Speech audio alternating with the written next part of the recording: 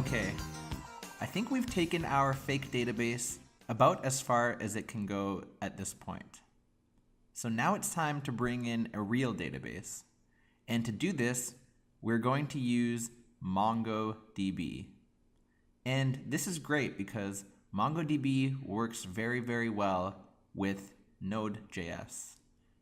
So we have two choices here. One, we could install and configure MongoDB to work on our local machine. But for the purposes of this course, there's another way that we can go about setting up our MongoDB, and that's to use a database as a service provider. So if you head over to mlab.com,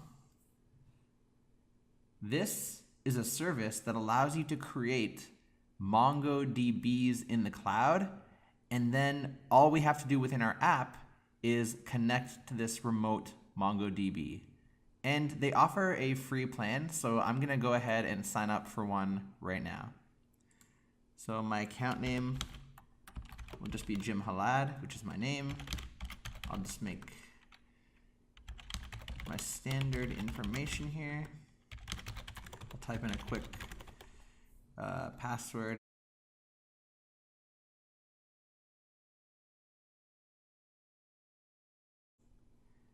And I'll go ahead and accept the license, which actually requires that I read it first.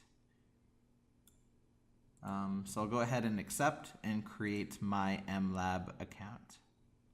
And this will create this blank canvas for me to start working with. And now what I can do is I can actually create a database.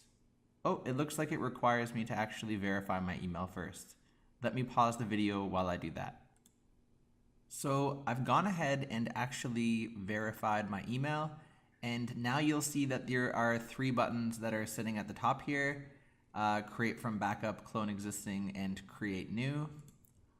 I'll go ahead and create new, and I'll just wait a second for this page to load.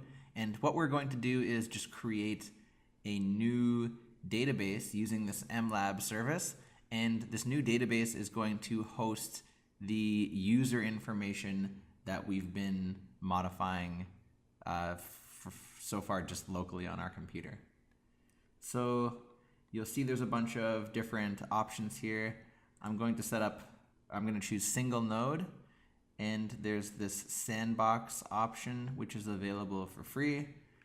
And by choosing this, you will have just a free plan. You don't have to actually pay any money. And I'm going to go ahead and call my database node sample API. So we have node sample API, and I haven't selected any paid options. And then now we just click create new MongoDB deployment. And it's pretty straightforward. What it does is it creates this new database for you. So I can actually click into my node sample API and look up here. This is the connection string that you can actually use to connect to your database. So the user, the password, and the information that will connect to your remote database instance. So in the next lesson, we're actually going to use this to connect to our Mongo database as a service. All right, that's it for this lesson.